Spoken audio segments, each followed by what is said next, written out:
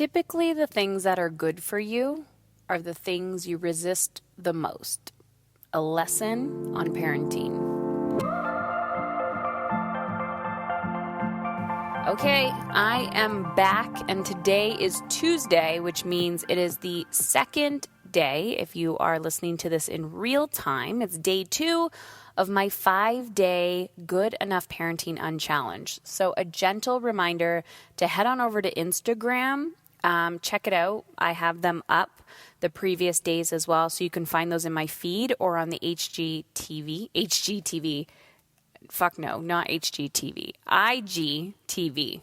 Interesting. Okay. So, or if you want to get the workbook, there's a 12-page workbook. You can go to momisincontrol.com/challenge. But just wanted to give you a heads up on that even though you may have missed the start of the challenge, you can still get access to it over on Instagram. So today I wanted to tell a story about something that happened last week with my middle son. So I have 3 boys. They're 14, 9, and 7.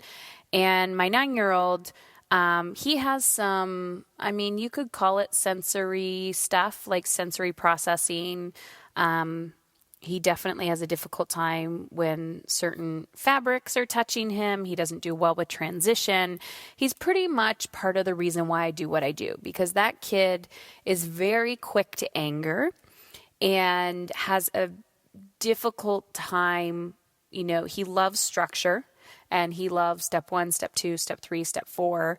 And of course he gives, I give birth to him, and I'm someone who's like step 1, step 2, step 20, step 19, step 18, go with the flow, trust your intuition. And he is not a fan of that. So the other day, he also doesn't like surprises at all. The other day I had it on my schedule because I was doing energetic time management. And if you don't know what that is, I talk a lot about that. I coach on that. So I'm all about living in alignment with how I want to feel. And I was thinking what am I craving? What do I want? What do I desire? So my husband and I are a pretty good parental team. And he is kind of a stay-at-home dad, works from home.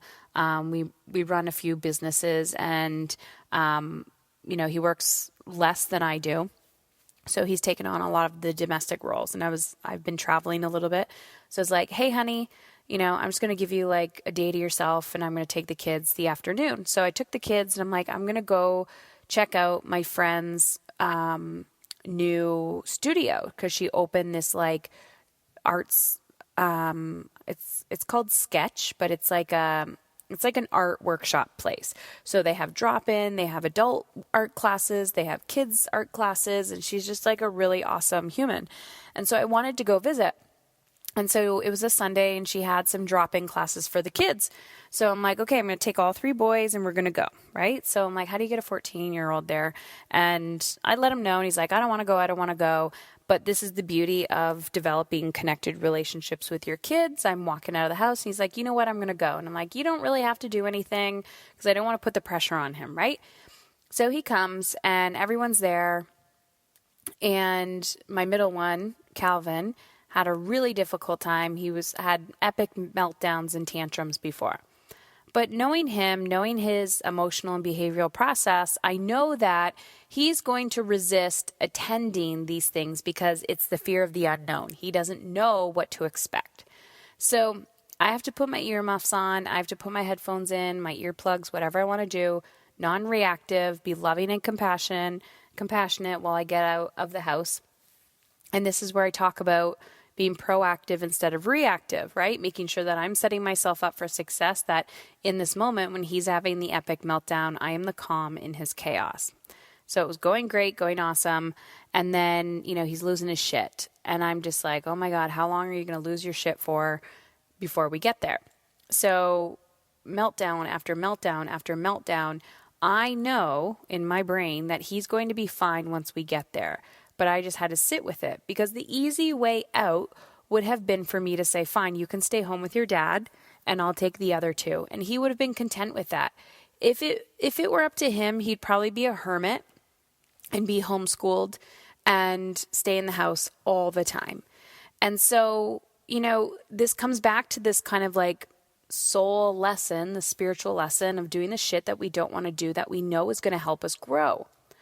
Not everybody wants to get out of bed at 5 o'clock in the morning. Not everybody wants to meal prep. Not everybody wants to put themselves out there. Not everybody wants to go for a walk or say hello to the neighbors and do all of those things that your soul is craving.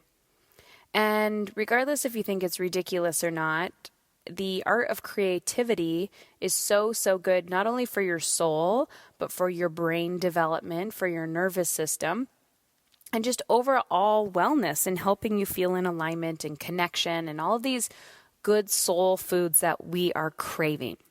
So we get to the workshop and he's still resistant. He's sitting there staring at literally a blank canvas. And the lady who's trying to help him, my friend, she's like, well, you could do this, you could do this, you could do this. And I can see him getting annoyed because he's just like, lady, fuck off. I don't want to do any of this. And I just give him complete space. And I was like, listen, there's nothing, I require nothing of you right now. Like, you showed up, that's enough for me. So you can sit there with your blank canvas. You can twiddle your thumbs. You can stick your fingers up your ass. I don't care what you do. I love you. And I think you are perfect just the way you are. So we were there for 2 hours and slowly time goes by and he's like, let me look at that paint. Let me look at that magazine. And then he slowly warms up to the idea of creating art, creating the unknown, right? It's not black or white. This is literally colorful and you can create whatever you desire. And so I'm sitting there and I'm like, interesting. Because I know this would be good for him. I know it would give him a place of rest and restoration and allow him to just mentally explore and be messy and not get in trouble and have no expectations or guidelines or how-tos. There's no A pluses here, but there's also nothing to complete. It's your art. You're the one who defines it. So he continues. And then by the end, I just look at him and I was like, honey, your soul is on fire. Your soul is on fire. Here you are, happy, content, full of love and energy. And look at what you were resisting. You were resisting coming here. And he couldn't put 2 and 2 together, which is totally fine. I don't think he intellectually has to put 2 and 2 together. But as a mother and as a passive observer, it's those things that we resist the most that are going to give us the most growth.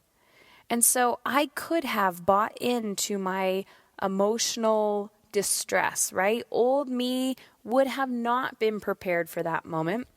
And I always said, screw this tantrum, screw these meltdowns. You're staying home with your dad.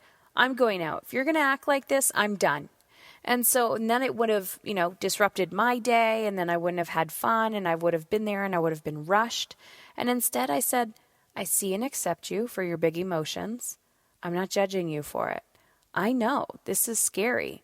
I have epic tantrums all the time when I'm trying to get outside my comfort zone. So I got you. We can do this together. And I just let him have his space and his moment. And I'm telling you guys, it decreased the amount of time, his processing time. Before it would have been an hour, now it was a half hour or 20 minutes. So my point is, we're all looking for that perfect strategy to help our kids, quote unquote, get over their fear, get over their anger. But we don't get over anything. We go through it. And in order to go through something, you have to feel it. And in order to feel it, we have to be okay with our kids feeling their big emotions. So here we are feeling. Here we are feeling our big emotions. Here they are feeling their big emotions. And together, when we are going through our shit, this is part of the human experience. We're all feeling. So, number 1, remember your children are here to teach you, not to annoy you. They are here to teach you what you need to work on. Number 2, What you resist will persist and grow bigger. So I was not at the point where I was allowing my son to let his resistance or his fear of the unknown get bigger and bigger and bigger. I'm like, nope, we're going to go through. I'm going to challenge you. You're going to do things that make you uncomfortable, and we're going to follow through with it, and you're going to sit in your shit. And he did, and he loved it in the end. And it's not my child's responsibility to see the emotional connection. I am his teacher, I am his guide, and I am his mentor. And that is what my job is on this earth as his mother. I am not here to be his best friend. I am not here to be his slave. I am not here to be his chef on call. I am not here to make sure that his socks are perfectly folded. I am here to show him that he is a human being having this amazing experience, and I'm just here to guide him in the right direction. So when your kids are having big days, big emotions, not only is it rocking your world, but it's rocking their world. Just know, one, it's okay, you're both human, and two, the more you grow, the more you teach them.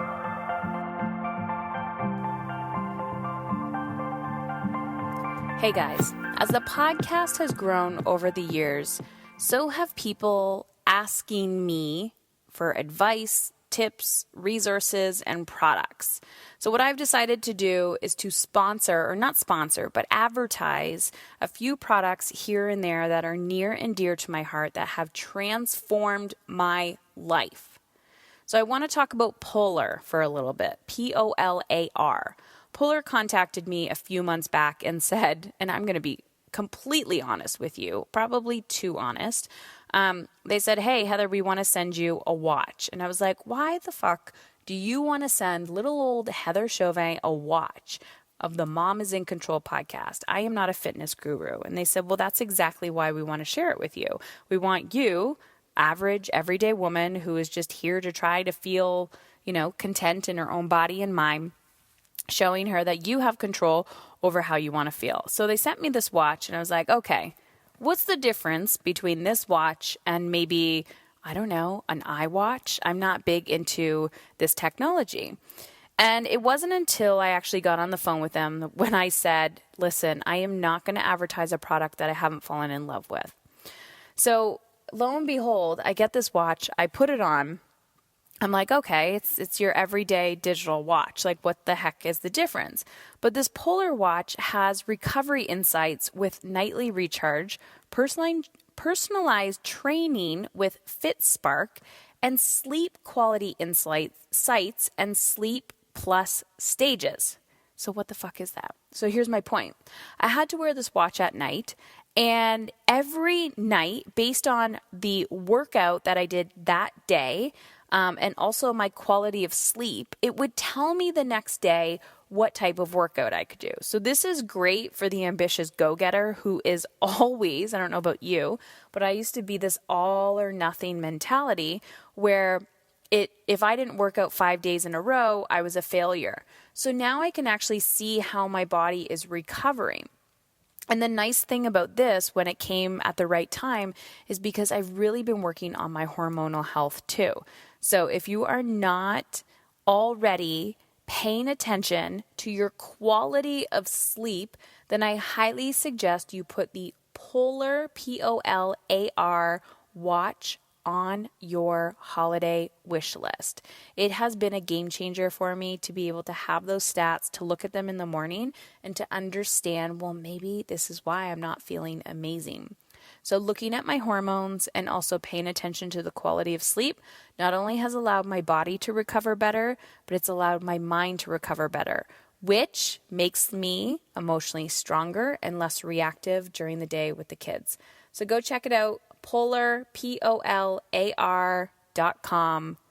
and let me know what you think.